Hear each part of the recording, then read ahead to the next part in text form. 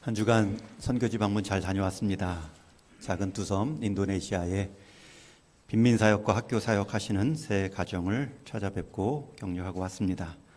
선교지를 방문할 때마다 드리는 기도가 있습니다. 우리 사람의 방문으로 끝나지 않고 우리를 사용하시는 하나님의 방문으로 위로하게 하오시고 또 경험되어지며 함께 동역의 마음 누릴 수 있도록 마음 모으고 있습니다.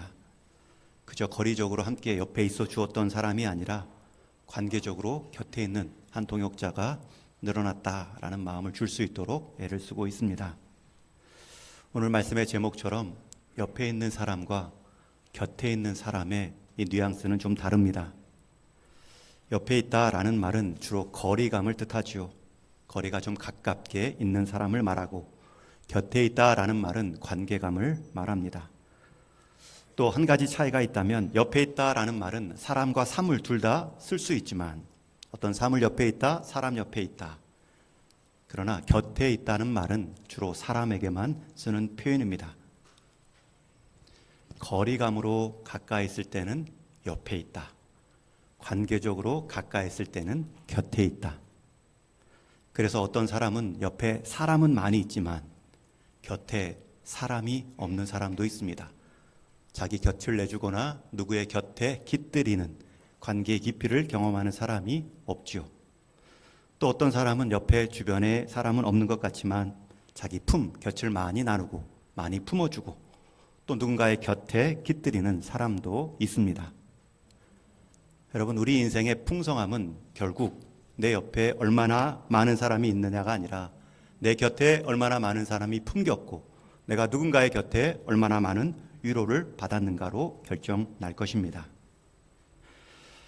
여러분, 인생을 쭉 돌아보시면 내 곁에 머문 사람도 있고 또 내가 누군가의 곁을 그리워했던 적도 있을 것입니다. 결국 우리 사람의 풍성함뿐만 아니라 사역의 풍성함도 옆에 있는 사역에서 곁에 있어주는 사역으로 발전해 가는 것입니다. 여러분, 하나님은 우리를 옆에 두지 않으셨고 곁에 두셨습니다. 우리 동인교회가 사귐과 섬김의 관계로 옆에 있는 사람이 다 곁에 있는 사람으로 성숙해 갈 수 있기를 주님의 이름으로 축복합니다. 오늘 본문 말씀에서는 그러면 어떻게 옆에 있는 사람이 곁에 있는 사람이 되어줄 수 있을까? 그 과정을 한 사건으로 보여주고 있습니다. 오늘 본문 1절에 보면 옆에 많은 사람들이 있는 것처럼 많은 사람들이 교회에 모입니다. 제자의 수가 많아졌다 1절에 말하고 7절에서도 심지어 제자의 수가 심히 많아졌고 허다한 제사장들도 도에 속하였다. 여러분, 제사장은 복음에 반대했던 경험이 있었던 사람일 뿐만 아니라 복음을 전했던 사람을 핍박했던 부류입니다. 그런데 그런 사람들도 교회에 수를 더했다라는 것은 얼마나 교회에 많은 숫자가 초대교회 역사 가운데 임했는지를 알 수 있습니다. 제자의 수가 많아진 것은 분명 좋은 일입니다. 그러나 살펴야 됩니다. 그저 옆에 있는 사람인지 곁에 있는 사람인지, 그 사람의 수만큼 그 사람 간의 관계도 깊어지지 않으면 항상 문제가 발생합니다. 오늘 본문에서도 교회가 구제하는 과정에서 문제가 일어납니다. 우리 교회식으로 말하면 사랑 실천 주일에 문제가 일어납니다. 여기서 구제라는 것은 어려운 사람을 돕는 물질의 필요를 채우는 것도 말하지만 결국은 사람을 받아주고 사람을 세워가는 모든 긍휼의 사역을 의미합니다. 한 번은 구제 사역을 행하는 중에 헬라파 유대인들이 불평합니다. 여기서 헬라파 유대인이라는 말은 본토 사람이 아닌 유대 이방 지역에서 태어났던 사람이 이사하여 예루살렘으로 옮겨온 사람을 헬라파 유대인이라고 합니다. 왜 헬라파라는 말을 붙였냐면 그 당시 공용어는 헬라어입니다. 오늘날의 공용어가 영어인 것처럼 해외에서 헬라어를 할 줄 아는 사람이 다시 국내로 들어와서 국내 유대인들과 함께 산다라는 구별점으로 헬라파 유대인으로 불렀던 것입니다. 이처럼 예루살렘 교회는 출신과 신분에 따라 갈리진 교회가 아니라 오히려 다름이 더 풍성한 이유가 되는 교회였습니다. 여러분, 다양성이 은혜가 있고 말씀이 충만하면 풍요로움의 이유가 되지만 다양성이 말씀이 없고 은혜가 메마르면 구별이 되고 차별을 하는 이유가 될 수도 있습니다. 말씀이 사라지고 은혜가 사라지자 곁에 있는 사람이 아니라 그저 옆에 있는 사람으로 느껴지자 불평이 나오기 시작합니다. 왜 우리를 차별하느냐? 불평하기 시작합니다. 특별히 헬라파 유대인들은 자기들도 어려운 과부들이 있는데 왜 히브리파 유대인들의 과부들만 더 많이 돕느냐라는 것이 열망의 핵심입니다. 이미 주도권을 잡은 유대인 히브리파 사람들이 사역 과정에서 실수했는지 아니면 실제 손은 안으로 굽는다고 유대인 히브리파 사람을 더 챙겼는지 그 이유는 나오지 않지만 분명히 균형은 기울어진 모습입니다. 그러니 당시 지도자였던 사도들에게 찾아가 문제를 제기합니다. 우리는 해외에서 살다 이주한 어려운 사람들입니다. 더 어려운 과부들도 있는데 자꾸 구제 명단에서 이름이 빠지고 있습니다. 저 사람들 편파적입니다. 이 문제를 듣자 사도들이 모든 제자를 부르기 전에 그들의 이야기를 충분히 들어줍니다. 왜 받은 것으로 만족하지 않고 준 것만으로도 고마워하지 않고 믿음이 없냐 판단하지 않습니다. 오히려 사도들은 원망과 문제 제기를 다 귀담아 듣습니다. 여러분 앞에 선 리더들은 따르는 사람들의 원망과 문제도 다 들어줄 마음을 가지셔야 됩니다. 문제 해결 이전에 무엇이 불편했고 무엇이 억울했는지를 다 들어주는 것, 말을 끊지 않는 것, 그것이 리더의 자격입니다. 그들이 불평했다고 판단하지도 않고요. 오히려 그들의 말 가운데 내가 살핀 나의 리더십의 문제는 없는가 자신을 돌아보는 기회로 삼지요. 그리고 함께 우리가 교훈을 받고자 2절의 말씀에 보면 12사도가 모든 제자를 불러 이르되, 오늘날로 말하면 죄직회를 소집한 것입니다. 그리고 처방을 내립니다. 우리가 하나님의 말씀을 제쳐놓고 접대를 일삼는 것이 마땅하지 아니하니. 여러분 이게 처방입니다. 여러분 진단의 내용은 무엇이었습니까? 문제의 발단은 시작은 구제사역이었습니다. 치우친 일방적인 그러한 제자들의 사역 모습이었습니다. 그런데 진단은 치우친 사역이었는데 처방은 말씀으로 우리가 말씀이 치우쳐져 있다, 제쳐놓아져 있다 내리고 있습니다. 헬라파 유대인들이 원망한 내용은 왜 자꾸 우리 과부의 명단에서 우리 사람들을 빼느냐라는 지적인데 사도들은 말씀을 제껴놓고 접대하면 이런 일이 생긴다. 말씀의 소홀로 처방을 내리고 있습니다. 여러분 여기서 누가 말씀을 소홀히 여긴고 누가 말씀을 제쳐놓았다는 뜻입니까? 사도들입니까? 모인 제자들입니까? 2절 말씀에 보면 우리가 라는 표현이 나옵니다. 우리가 하나님의 말씀을 제쳐놓았다. 여러분 사도들뿐만 아니라 제자들도 포함되는 우리가 하나님 말씀을 제쳐놓았다. 사도들의 입장에서는 하나님 말씀을 맡은 자로 말씀을 가르치고 말씀을 설교하고 말씀을 적용하게 하는 데 있어서 우리가 소홀했다라는 뜻이겠죠. 만약 말씀을 잘 배움받고 가르쳐서 그들이 말씀의 가치로 차별하지 않고 제자들이 사역을 하게 한 이유가 자신들의 말씀의 가르침에 부족함이었다 표현하는 것입니다. 더 나아가 말씀을 잘 가르쳤다면 구제받는 입장에서도 사람의 실수로 한때 치우칠 수도 있지. 오히려 못 받은 것에 대한 서운함이 아니라 준 것만으로도 감사한 마음으로 넉넉한 여유로움을 갖고 넘길 수도 있습니다. 이것이 다 말씀으로 부유하지 못한, 말씀을 잘 가르치지 못한, 말씀에 제쳐놓은 우리들의 모습이다.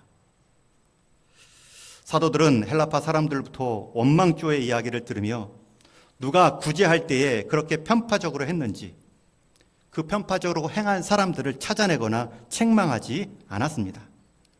먼저 말씀에 제외된, 말씀을 소홀히 한 자기 모습들을 살폈습니다. 여러분 이것은 말씀을 맡은 자들의 마땅한 모습입니다. 한 교회 사역연구소에 설문조사 내용을 본 적이 있습니다.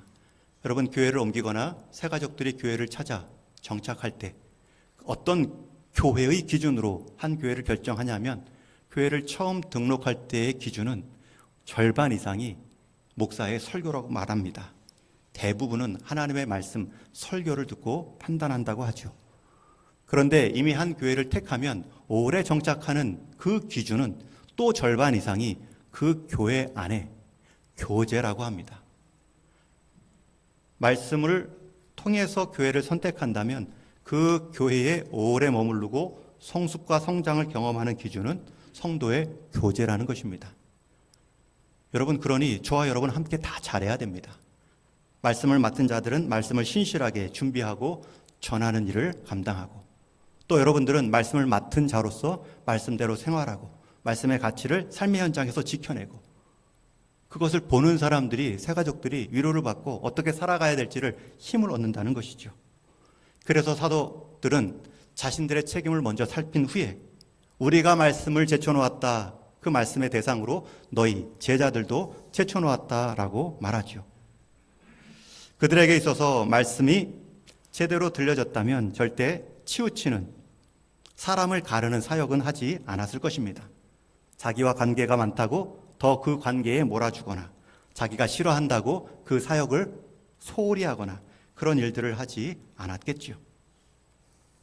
여러분, 하나님 말씀 앞에 우리가 다 사역을 말하기 전에 그 사역의 원리가 되는 말씀을 제쳐놓고 있지는 않는가 살피셔야 됩니다. 분명 교회가 성장하고 숫자가 증가했기 때문에 공동생활 가운데는 사역의 분배, 음식의 문제가 중요합니다. 치우침 없는 균형이 중요합니다. 그러나 사도들은 그 문제의 핵심을 음식의 균형으로 보지 않고 말씀의 균형으로 보고 있습니다. 음식으로 인한 분쟁이었지만 결국은 말씀의 소홀함이었다. 여러분, 말씀의 은혜, 영혼의 부유함, 말씀이 진리이구나, 이 확신이 사라지면 우리의 시선은 우리의 시선은 먹는 문제, 누리는 문제, 음식의 문제로 갈려집니다. 여러분, 우리의 헌신, 우리의 관계, 우리의 예배 참여, 우리의 헌금 생활 살피기 전에 그 모든 것의 원리가 되는 말씀을 제쳐놓지는 않았는가? 이것이 기본입니다. 말씀의 부유함이 사라지면 자꾸 세상 음식의 부유함에 우리 신앙의 기준이 될 수 있습니다. 그러한 말씀의 부재의 원인을 리더인 사도들은 먼저 자신들의 탓으로 돌리며 각성합니다. 그러나 여기서 또 다른 우리도 있지요. 제자들도 포함됩니다. 너희 역시 과정에서, 구제에서 말씀을 제쳐놓지는 않았는가 권면을 주고 있습니다. 물론 다 제자들이 잘못한 것은 아닙니다. 믿음이 연약한 몇몇의 사람, 말씀에는 관심이 없고 그저 헌신과 열심히 봉사에 정신인 줄 알고 행동으로만 움직였던 사람들의 실수일 수도 있습니다. 사도들은 그런 실수한 사람들을 콕 집어 주의를 줄 수도 있는데 그러지 않고 다 불러 모읍니다. 이참에 우리가 말씀에 치우침은 없었는가? 오히려 모든 제자들을 향하여서 우회적으로 경고하고 있습니다. 여러분, 말씀을 순종하지 않고 말씀의 원리대로 떠나 있는 분들, 제가 콕 집어서 말하지는 않습니다. 그러나 말씀을 쫙 퍼뜨리면 이 말씀이 나를 향한 말씀이구나, 여러분들이 스스로 먼저 받으셔야 됩니다. 설교자는 누구를 콕 집어 설교해서는 안 되고요. 청중들은 이 말은 저 사람을 위한 말이다, 나를 돌려서 들어서는 안 됩니다. 그리고 한 가지 사도들은 제안을 하죠. 우리 3절 말씀 같이 읽습니다. 시작. 형제들아, 너희 가운데에서 성령과 지혜가 충만하여 칭찬받는 사람 7을 택하라. 우리가 이 일을 그들에게 맡기고. 말씀의 치우침, 말씀의 균형을 잃고 말씀을 제쳐놓은 것이 근본 이유였고 처방을 내리는데, 이제 그것을 행하기 위한 2가지 행동을 말합니다. 그 중에 첫째가 이제 이 일을 맡을, 이 구제 사역을 맡을 사람들의 기준을 성령과 지혜가 충만한 사람 중에 7을 택하여 맡기자. 여러분, 이것은 말씀이 준비되지 않은 사람은 더 말씀에 준비되도록 하는 배려임과 동시에 이미 말씀과 성령과 지혜가 충만한 사람, 그래서 이미 칭찬받는 사람에게 이 일을 맡기자. 특별히 여기서 제안했을 때에 여러분 주의할 점은 말씀의 중요성, 성령과 지혜가 충만한 이미 준비된 사람의 중요성을 말함과 동시에 구제 사역을 상대적으로 덜 중요하다 말하고 있지 않다는 점입니다. 말씀을 제쳐놓고 구제만 한 것이 문제였는데 그렇다고 해서 구제를 제쳐놓고 말씀만 강조하는 것도 아닙니다. 지금 말씀과 구제를 같이 강조하는데 우선성을 말씀으로만 앞에 놓았을 뿐입니다. 때로 우리는 말씀의 구호만 있지 말씀의 순종을 떼놓을 수가 있습니다. 말씀 없는 구제가 위험하다. 그렇다고 말씀만 보고 구제를 생략하는 것은 허무합니다. 구제만 있고 말씀이 제쳐진 것이 말씀의 제자리가 아닌 것처럼 말씀만 앞서가고 구제와 순종이 없는 것 역시 말씀의 제자리가 아닙니다. 말씀이 없는 순종은 위험하지만 순종 없는 말씀은 공허합니다. 비유로 말하면 말씀 없는 순종, 구제는 닻이 끊어진 배입니다. 배가 가긴 가는데 목적 없이 갑니다. 아무 데나 갑니다. 구제는 열심히 하지만 결국엔 중심이 없어 홀로 이리저리 사역이 표류하고 맙니다. 그러나 반대로 구제가 없는 말씀, 순종이 없는 말씀은 바다로 나아가지 않고 그저 담만 무거워서 내린 채 항구에 정박해 있는 배와 같습니다. 여러분, 배의 목적은 정박이 아니라 바다로 나아가는 것입니다. 다시 한번 강조합니다. 우리는 바른 말씀의 위치가 바른 사역의 위치를 결정한다. 이 사역의 원리를 잊어서는 안 됩니다. 말씀을 통해 교회를 신실하게 채워가는 것, 그것이 분명한 우선순위입니다. 당장 눈에 보이는 성과가 없다 할지라도 그것은 과정의 신실함을 이루는 중요함입니다. 교회가 말씀의 방향을 제대로 잡으면 그 결실의 속도와 열매는 하나님이 하나님의 때에 반드시 이루십니다. 여러분, 콩나물 자라는 것을 보시면 콩에 물을 줄 때 다 빠져나가는 것 같지만 언제 물을 머물고 있을까? 그러나 어느새 그 물과 물속의 영양분은 그 콩에 다 배어 있고 쑥쑥 자라나게 합니다. 더 확대해서 하늘의 해와 비를 생각해 보면 언제 저 해와 비가 모든 식물과 생물 가운데 스며들었을까? 우리 눈에는 그저 내리고 사라진 것, 그저 비추고 없어진 것에 불과하지만 우리는 다 압니다. 결국 그것이 한 생명을 살리고 있구나. 눈에 보이지 않지만 여전히 작동하고 있구나. 여러분, 하나님의 말씀은 물과 햇볕입니다. 말씀을 붙들고 있으면 반드시 하나님의 때에 자라게 하십니다. 왜 자라지 않는가 불평하기 전에 내가 하나님 말씀을 붙들고 있는가를 살피셔야 됩니다. 그래서 사도들도 다시 한번 일은 7 집사에게 맡기지만 스스로 결심합니다. 우리 새롭게 결심한 내용 4절을 같이 읽습니다. 시작. 우리는 오로지 기도하는 일과 말씀 사역에 힘쓰리라 하니. 여기서 중요한 표현이 오로지라는 단어입니다. 여러분, 오로지라는 말은 이미 이전에 그 기도하는 일과 말씀 사역을 이어왔다는 것입니다. 기도와 말씀을 안 하다가 새로 하자라는 것이 아니라 기도하는 일과 말씀 사역에 더욱 힘쓰겠다라는 다짐입니다. 여러분, 이 다짐을 하는 사도들은 누구입니까? 말씀 사역에 한 번의 설교로 수천 명을 회심케 했던 탁월한 사역자들입니다. 여러분, 다시 기도에 힘쓰는 이 사도들은 누구입니까?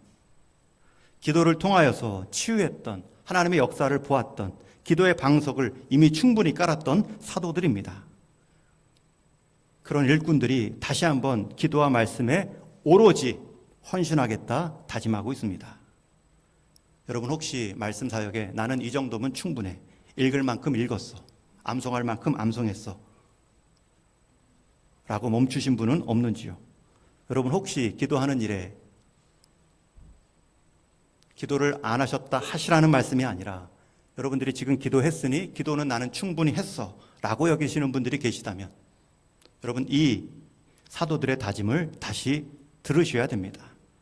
우리는 오로지 기도하는 일과 말씀 사역에 힘쓰리라. 여러분, 이 자리가 교회 모든 사역의 중심추입니다. 오뚜기의 중심추는 보이지 않지만 그 중심추가 오뚜기를 곧게 서게 만듭니다. 여러분, 기도하는 일, 말씀의 사역과 원리를 지켜내는 일, 보이지 않을 수 있지만 교회 사역에 곧게 서는 일의 핵심입니다. 재직들이 말씀 보지 않고 기도하지 않는데 사역하는 것만큼 위험한 일이 없지요. 오로지 사도들도 더욱 기도하는 일과 말씀 사역에 힘쓰는데 우리 역시 기도하는 일과 말씀 사역을 내려놓을 수 없습니다. 그 말을 들은 제자들은 기뻐하며 이 사도들의 제안을 받아들입니다.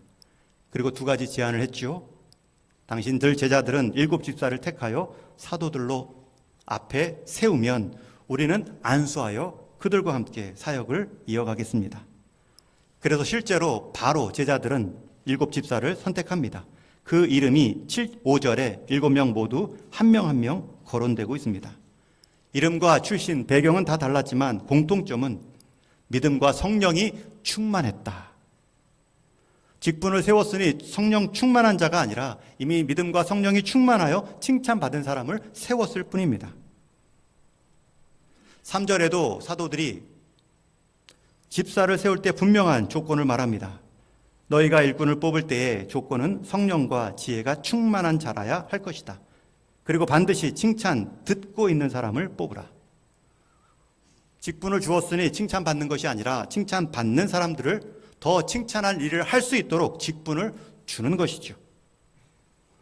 물론 직분이 사람을 만든다라는 말도 맞고요. 그런 사례도 있습니다. 그러나 성경의 원리는 직분으로 사람을 세우는 것이 아니죠. 이미 칭찬받는 사람, 성령과 지혜가 충만한 사람을 그 일을 더욱 힘있게, 더욱 권한을 가지고 행할 수 있도록 직분을 얹어주는 것입니다. 우리는 결코 여기서 내가 직분 하나 받았다고 해서 자동적으로 지혜나 믿음이 따라오는 것이 아니구나. 직분을 받았다고 성령 충만함이나 믿음이 자동적으로 자라는 것이 아니구나. 오히려 지금의 믿음, 지금의 성령 충만함을 사모함이 직분을 더욱 직분답게 만드는구나. 여러분의 우선순위는 무엇인지요? 이처럼 복음이 강하게 역사할 때는 출신 지역과 각각의 배경이 다 다를지라도 그것이 말씀의 원리 따라 한 몸을 이루는 풍요로움을 경험할 수 있습니다. 그러나 하나님 복음이 말씀이 약화될 때에는 그 다름이 언제든지 인간적인 지역 감정과 문화적 차별성으로 서로에게 비교의 이유가 될 수 있습니다. 여러분, 우리는 여기서 건강한 교회, 성령 충만한 교회의 한 표지, 한 기준을 확인합니다. 예루살렘 교회는 성령 충만하고 모든 교회들이 돌아가야 할 교회의 모범으로 삼는 건강한 교회입니다. 그러나 그 건강한 교회도 문제가 없는 교회가 건강한 교회가 아니라 그 문제를, 그 거친 돌을 디딤돌로 밟고 일어서는 교회가 건강한 교회, 성령 충만한 교회임을 말합니다.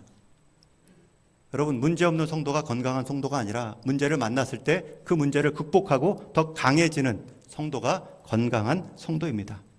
건강한 교회는 문제가 하나도 없는 교회가 아니라 문제가 있을 때마다 해결하고 반복되지 않도록 더 지혜롭게 대응함으로 견고해지는 교회가 건강한 교회입니다. 그런 점에 있어서 예루살렘 교회는 하나님의 말씀으로 충만할 때 그 말씀을 서로 존중합니다.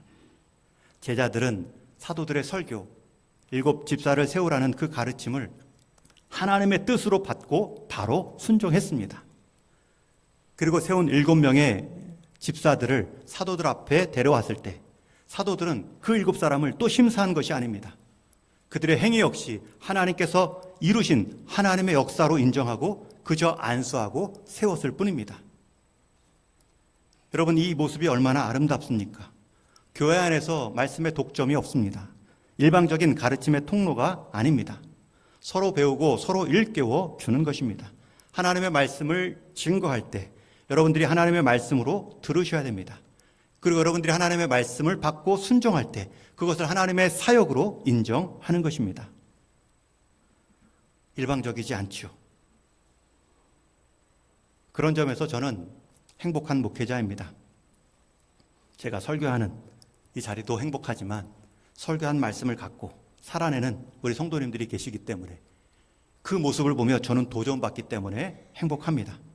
자칫 저는 설교하는 것으로 만족하고 말로 신앙생활 다 때울 수도 있지만 그 하나님의 말씀을 나는 전하지 못하니 나는 순종하자. 그 순종하는 모습을, 저보다 더 잘 하시는 모습을 보며 제가 도전받습니다. 말로만 하면 안 되겠구나. 그런 점에서 저는 행복한 목회자입니다. 우리 교회 안에 그렇게 말씀의 적용, 저는 말씀의 증거이지만 말씀의 적용을 탁월하게, 지혜롭게, 겸손하게 행하시는 분들이 계십니다.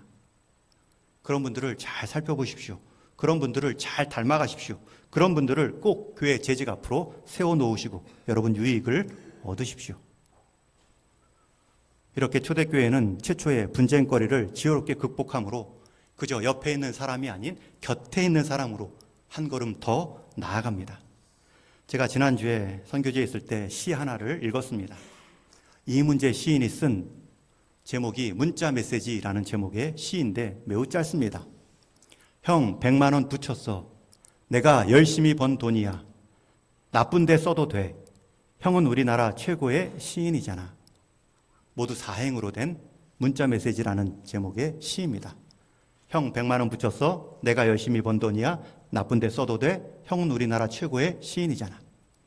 여러분 이 네 구절의 시 중에 어떤 부분이 와닿습니까? 이 시의 감동 포인트는 어디입니까? 마지막 칭찬, 형은 우리나라의 최고의 시인이자 이런 격려일까요? 아니면 아마도 동생이 아르바이트에서 벌었던 최저 시급으로 벌었던 한 달 최고치 100만 원을 다 형에게 보낸 그 헌신일까요? 저는 이 시의 가장 강력한 감동 포인트는 세 번째 사명이라고 생각을 했어요. 나쁜데 써도 돼. 동생이 형한테, 시인인 형한테 돈을 보내면서 나쁜데 쓰라는 말은 정말 나쁜데 쓰라는 말이 아니죠. 정말 혹여 형이 나쁜데 탕진할지라도 그 이유가 있겠지. 형에 대한 믿음은 변하지 않아. 형에 대한 사랑은 변함이 없어. 여러분, 형에게 자유를 선물하고 싶은 동생의 마음, 그 넉넉한 신뢰의 표현, 나쁜데 써도 돼. 이 마음이 참 귀합니다. 옆에 있는 동생이 아니라 이미 곁에 있는 동생이죠. 여러분, 하나님께서 선악과를 만드신 이유, 에덴 동산에 아담과 하와를 지으시고 선악과를 두신 이유는 시험하기 위함이 아닙니다. 그들의 믿음 가운데 걸림돌을 주기 위함이 아닙니다. 내가 너희에게 내 말을 들을 수도 있고 불순종할 수도 있는, 내가 나의 선택을 가지고 너희들을 로봇같이 조종하지 않겠다는 하나님의 의지입니다. 마치 나쁜데 써도 돼 라는 신뢰로 하나님은 우리 아담과 하와를 자기 곁에 두셨습니다. 여러분, 그런 사람으로 우리가 지음 받았습니다. 우리가 그런 사람으로 서로를 대하셔야 됩니다. 그런 사람으로 옆에 있는 정도가 아니라 곁을 지켜주는 사람으로 자라가셔야 됩니다. 제가 이번 선교지에서 한 선교사님의 간증을 들을 때 와 닿은 표현 하나가 있습니다. 기도 제목을 나누시는데 코스프레하는 선교사 되지 않도록 기도 제목을 나누었습니다. 코스프레, 가면, 위선, 행하는 척이라는 뜻을 갖고 있죠. 이 기도 제목이 뭔지를 저는 알고 있어요. 코스프레하는 선교사, 선교사인 척 선교사 활동하는 선교사 되지 않도록 기도 제목을 받았을 때 이게 제 기도 제목이 되었습니다. 코스프레하는 목사 되지 않게 해주십시오. 목사로 사는 것이, 목사인 척 하는 것이 느껴질 때마다 코스프레하는 목사 되지 않도록 도와주십시오. 여러분, 코스프레하는 장로 되지 마시고, 코스프레하는 안수 집사 되지 마시고, 코스프레하는 권사 되지 마시고, 권사다운 권사, 장로다운 장로, 안수 집사다운 안수 집사가 됨을 통하여서 여러분들이 누군가에게 옆에 있는 존재가 아니라 곁에 있는 존재가 되어 주십시오. 그러할 때 하나님은 이러한 복을 약속해 주십니다. 7절 말씀에 보면 하나님의 말씀이 점점 왕성하여 예루살렘에 있는 제자의 수가 더 심히 많아지고 허다한 제사장의 무리도 이 도에 복종하니라. 이제 말씀을 정리합니다. 여러분, 구제라는 주님의 선한 일을 행할 때에도 주의 없이 말씀의 원리가 사라지고 치우치면 원망의 소리가 들을 수 있습니다. 우리가 옆에 있는 사람에게 곁에 있는 사람으로 자라가는 것, 이것이 교회의 부흥입니다. 그러기 위해 우리 역시 하나님 옆에 있는 사람이 아니라 하나님의 곁으로 부름받은 사람이구나. 하나님께서 그렇게 우리를 그리스도를 통해 불러주셨구나. 그 자리를 말씀과 기도로 유지해 가면 그 다음 일은 하나님께서 행하십니다. 말씀의 흥황을 경험하시고 영혼의 흥함을 경험할 때에 우리는 새 힘과 새 마음을 얻을 수 있습니다. 우리의 상황이 풀리지 않아서 고통스러운 것이 아니라 그 상황을 바라볼 우리의 말씀과 믿음이 없을 때 고통스러운 것입니다. 바라기는 우리 동인교회 서로에게 곁을 내어주고 이 창신동 지역에 곁을 내어주고 이 시대에 곁을 내어줄 수 있는 교회로 자라갈 수 있기를 주님의 이름으로 축복합니다.